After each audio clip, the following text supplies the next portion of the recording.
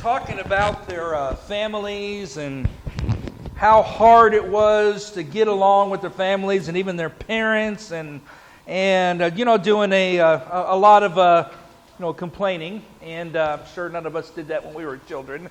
But the one boy said to the other boy, I found a really good way to get along with my parents. And the other boy said, really? He said, it works every time like a charm and without fail. He said, really? What's your secret? And then he said, whenever my parents tell me to do something, I do it. Oh, and it seemed so revolutionary. It seemed, but really it isn't. Such a simple thing. And the benefit that we're going to see this morning in the text is much greater than just simply having peace in the home and getting along with your parents. We're in a part of the book of Ephesians that deals with different types of relationships. And the last couple of sermons, we're looking at what it says about the marriage relationship, what a godly wife looks like and what a godly husband looks like. And today we're going to be looking at what a godly child looks like. And so here's a text for this morning from Ephesians chapter 6. Children, obey your parents in the Lord, for this is right. Honor your father and mother. This is the first commandment with a promise.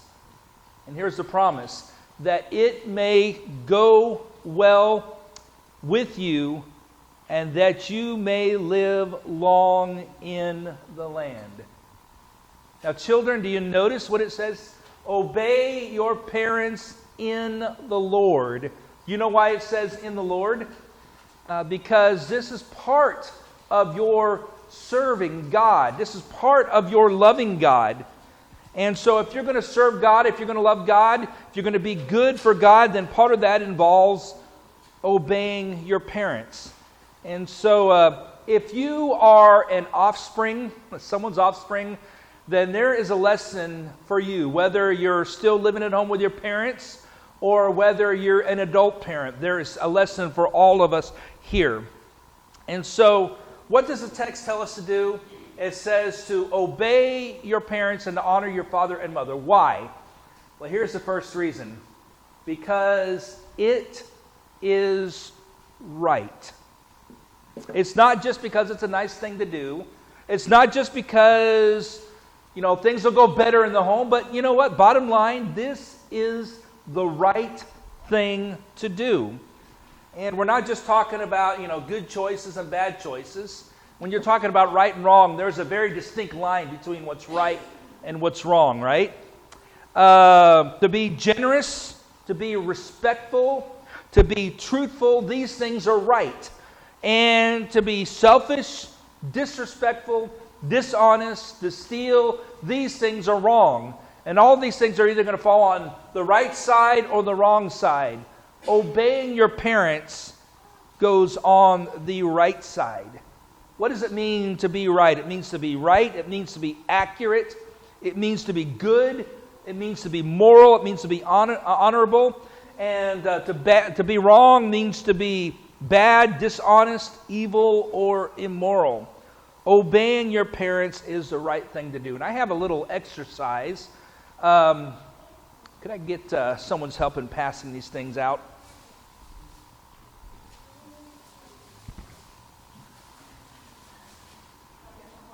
Yeah, I guess you're volunteered. Oh, want to help pass those out? Somebody over here on this side. Just to the kids? Yeah, anyone that's under the age of 18 or under, so, yeah. Anyone 18 and under, and Dave. No.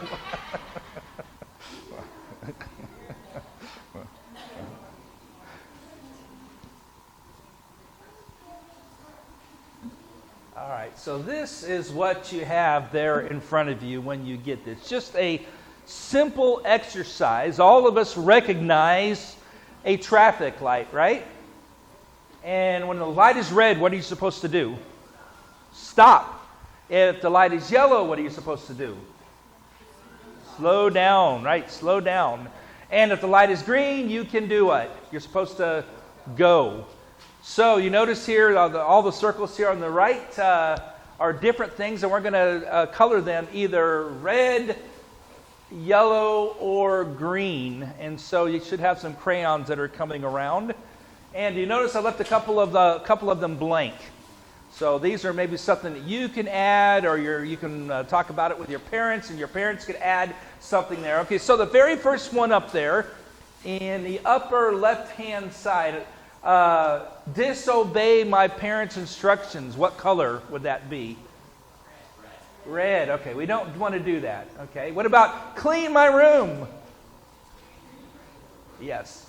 All right, that would be green. Nothing like a clean room. Thank God for my family. All right, yeah, you want to thank God for your parents, your brothers, and your sisters. They are indeed a blessing. How about help with or do the dishes? Yeah, that's a good thing to do, yeah. Date a Christian. Yellow, okay, yeah. Yeah, you know what? You have to be 30 before you're able to date. You know that, right? Okay. Yell at my parents. Yeah, that's red. Roll my eyes. Now, you know what I'm talking about, right? You fold your arms. Okay. All right, we don't want to do that. Use my smartphone when my parents are talking to me. I heard some reactions over here. Yeah, that's a red. Need to set that aside, because when your parents are talking to you, then you give them your utmost attention. That's part of honoring your parents. Ask my parents for... I already just clicked it. Ask my parents for advice. Yes. Your parents are the most trustworthy person that you can talk to, because they care about you unlike anyone else. So when you want advice, it's better to get advice from your parents than it is from your friends. Do what my parents tell me. That's green. All right. And so, and like I said, there's a couple of blanks there. You can go ahead and add a couple of your own. But remember, this is the right thing to do. That's why we put colors on them. It's either green or it's red. And some things are good to do, but just not now, because you're not at that age yet. And so obeying and honoring your parents is the right thing to do. So if I want to do the right thing, if you want to do the right thing, then I'm going to listen to, honor, and obey my parents. All right. That's not the only reason. What's another reason we should obey and honor our parents? Notice it also says that it has a promise with it. It's the first commandment with a promise. In other words, if you do this, then something good will happen. What is this promise? Notice it says that it will go well with you and that you may live long on the earth. Things will go well with you if you obey your parents. Did you know that Jesus is an example of this?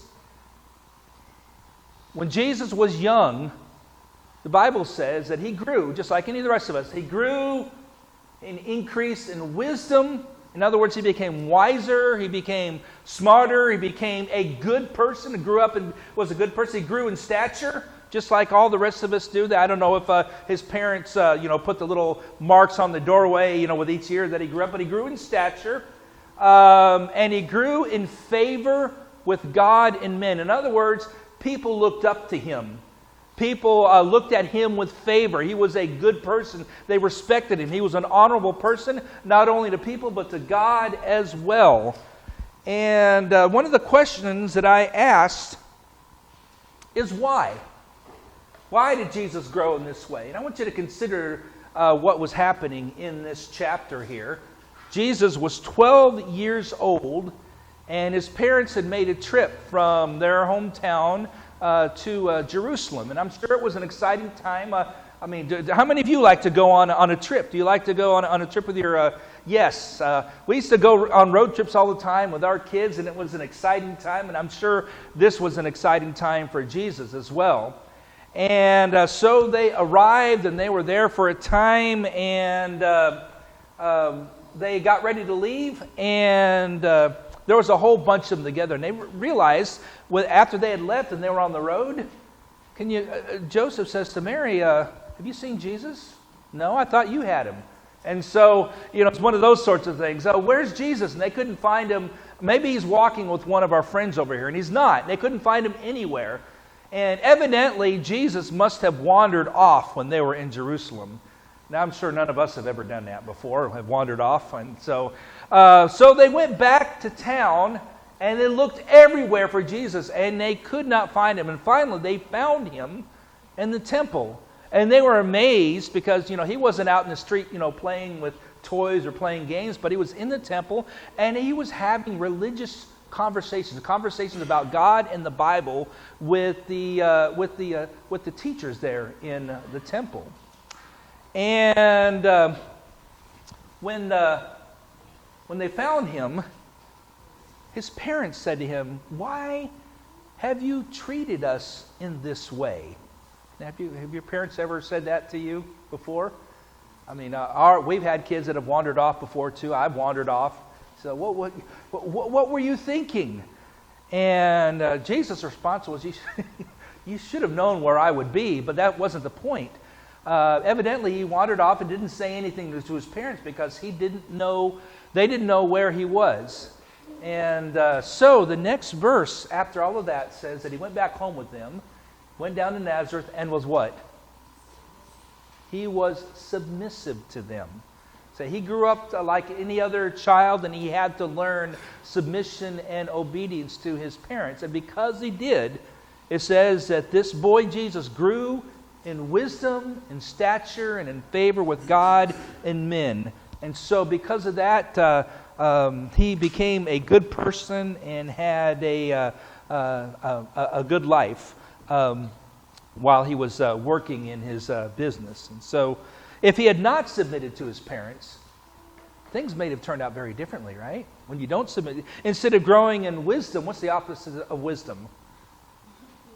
Foolishness. If you don't listen to your parents, instead of growing in wisdom, you can grow in foolishness.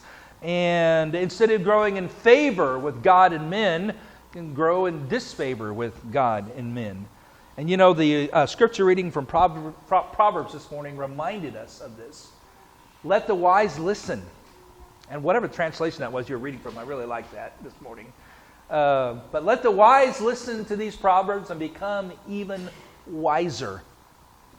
Let those with understanding receive guidance by exploring the meaning in these proverbs and parables, exploring the words of the wise and their riddles. The fear of the Lord, or respect for the Lord is what that means, is a foundation of true knowledge, but fools despise wisdom and instruction. Notice it says, the wise, those who are wise, are going to listen to instruction. And when you listen to instruction, you become what? Wiser. But if you don't, it says, fools despise wisdom and instruction. So who do you listen to? Where is the instruction coming from? Notice what it says next. My child, listen to when your father corrects you, and don't neglect your mother's instruction. God is the one who gives wisdom, and he does so through your parents. And so if you want to grow in wisdom, if you want to grow and be better and successful in life, if you want to be godly, then the first thing that happens is we need to listen to our parents. And so, Jeremy, is the sound up? Computer sound? The next slide is a video. Okay. So here's a video that kind of talks about some of this. Jake Farr with you. I'm going to need more volume. I'm about to attempt the most difficult stunt yet. Spending time with my family 5 minutes. In public.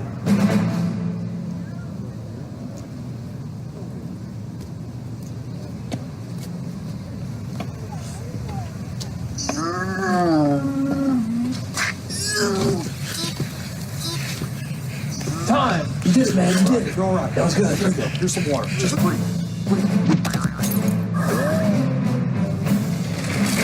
Somebody call the Guinness Book of World Records.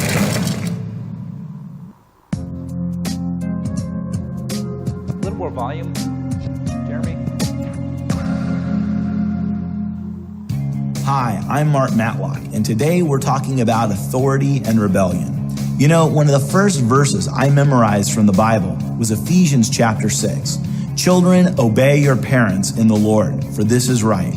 I memorized it not because I wanted to, but because my mom quoted it to me time and time again.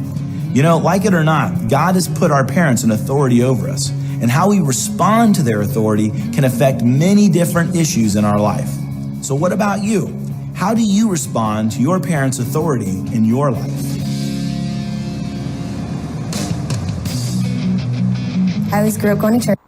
I grew up in a Christian home. I've always understood that my parents' core values are spending time with the family, staying in church, my relationship with God. But there are times when I do get frustrated with them. Sometimes when I want to go out, they'll just say no for no reason. Obviously, I get frustrated with that. You know, it's got to be family time, which I understand, but I just get really frustrated because I don't feel like I need to be home. And a lot of times I'll be hanging out with my friends and they'll call and they'll be like, be home by like 10 o'clock. And I'm like, why? It's the weekend, you know?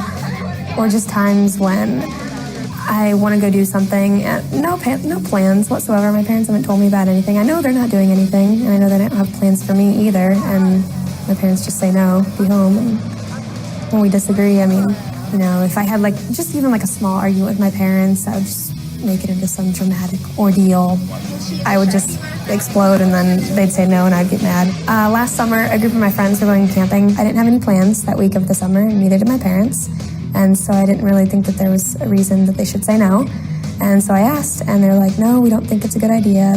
And so I kind of blew up at that because they just kept saying no. The times when they say no, I just think that they're not being fair, or they're not letting me do something just for the heck of it. I just think that they're being ridiculous. Sometimes it is hard to control my frustration with my parents. I think if you have a healthy relationship with your parents, you should be able to talk to them about anything. Me and my mom have had multiple conversations about this. I think we all can identify with Jordan's situation. At one time or another, we just didn't want to give in to our parents' decisions.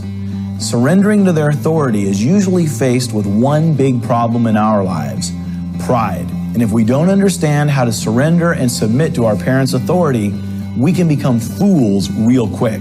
Proverbs 12:15 says, the way of the fool seems right to him, but a wise person listens to advice.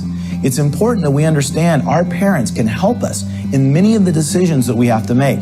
Their responsibility that's been given to them by God is to look out for us and care for us, even when it sometimes doesn't make sense. But what if our parents are cruel and mean and ask us to do things that just don't seem right? Well, the Bible covers that too. In 1 Peter chapter 2, Peter writes to slaves that are working for other masters. And he says, don't just do what is right and obey your master when they're kind and reasonable, but also when they're cruel and unreasonable. And he says that you should praise God when you are punished for doing what is right.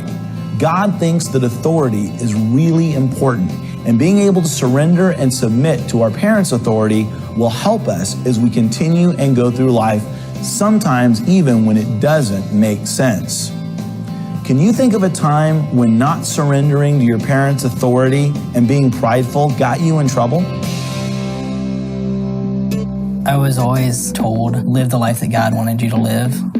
Throughout my life, I couldn't really see how I was supposed to do that. I didn't feel like I was capable of doing it. With my parents always being so active in church, my mom was always setting up, youth events and everything. I knew that she wanted me to be like the number one kid that everyone looked up to in youth group. With them always wanting me to be the good kid, I knew they would do everything they could to protect me from getting involved with girls and alcohol and drugs, anything they could to keep me from that. Right after I entered high school, I started hanging out with a whole different group of kids, and I ended up talking to the wrong people, and that really pulled me away from God and from church and from my family. It was like my parents were two people that wanted me to be the good kid, but everyone else wanted me to be someone else. Everyone was telling me, the girls and partying and having fun, that's the way to live your life. And it was just so much easier to choose the sex and the drugs and the partying over trying to get closer to God. I was always annoyed with my parents wanting to give me rules and guidelines that I needed to follow, curfews, and always calling me to check up and see where I'm at. But I think the main reason it annoyed me is because I knew I was somewhere they didn't want me to be. I would always find a way to lie to cover up how I really acted when I wasn't around my parents or at church. Something would come up that my parents would question how I was acting or who I was hanging around with. I'd always find a way to avoid the question. I would always find excuses. I would say that maybe I had to work, something to get away from doing it. About my junior year, I had been with about 4 or 5 girls active in selling drugs. I had been lying to cover up where I'd been all the time. I was trying to avoid going to church at times. I was really getting scared about how deep of a hole I was digging for myself. And it was just getting really frustrating to try and remember, what have I told them today? What did I use to cover up what I had said yesterday? If my parents found out one thing, that would uncover everything. I was always scared that if my parents found out who I was when they weren't around, or the way I would act, that they would just be so disappointed in me they wouldn't want anything to do with me. Steve found himself in a pretty big hole that he made for himself. I don't know, I don't think Steve woke up one day and said, hey, I think I'm gonna mess my life up. Yet that's exactly what happened, as he began to rebel against the authority that God had placed in his parents, in his life. Slowly, he began to go deeper and deeper and further and further and further away until he found himself in a real mess. And the only way that he could get back to healthy was to own up and face the consequences to the decisions and choices he had made in his life and take responsibility for his actions. He couldn't imagine that his parents would understand or that they'd take him back, yet they did when he came clean. It's so important that you respond appropriately to the authorities in your home that God has placed in your parents. So let's review a little bit of what we've talked about today. We've talked about the fact that God has placed our parents in our lives to be an authority over us. We've also talked about the fact that one of the big issues that gets in the way of that is our own pride, our own selfishness, our unwillingness to surrender to them as authorities. So what we do, we choose the way of the fool. And it seems like it makes sense to us, but a wise person listens to advice and counsel. If you're in a situation where you've been running from the authority in your home, I recommend that you go to your parents and you fess up and you take responsibility for the actions in your life and you restore them to the proper authority that God has placed in your life. Will you choose the way of the fool or will you choose the path of the wise? I hope you'll choose the way of wisdom. We'll see you next time.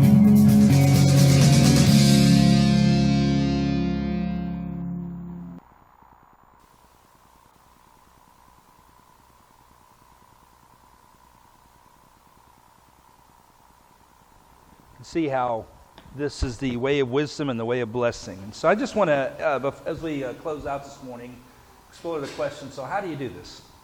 How do you obey? How do you honor your parents? Obviously, first thing is submission to their authority. And notice the passage doesn't say only do so when you think they're being fair or when you think they're being judged. It just says simply to obey your parents in the Lord because this is right. Number 2, value their instructions. In other words, listen with respect. Seek out their guidance.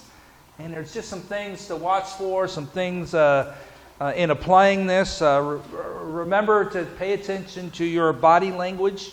You know, the rolling of the eyes, the glaring, the crossed arms, and that sort of thing. Try to avoid that. Avoid the disrespectful tone, sarcasms, the sounds, the raising the voice, or slamming doors, walking away, and all those sorts of things.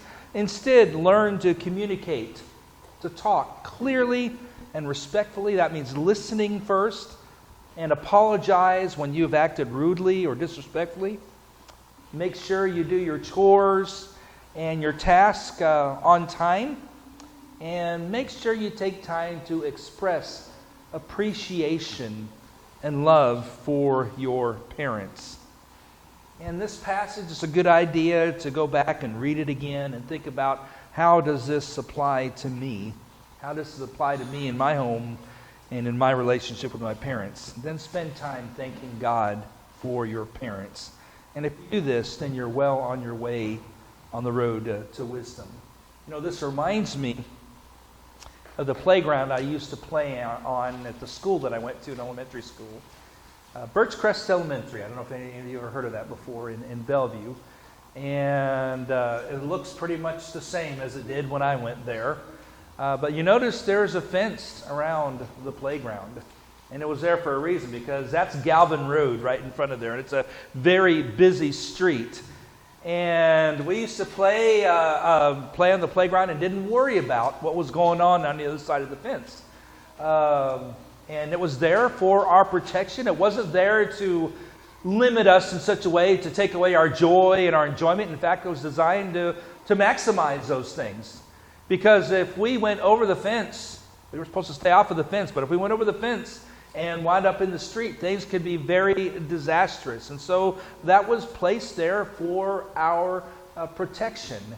And that's basically what our parents are. They're kind of like that fence.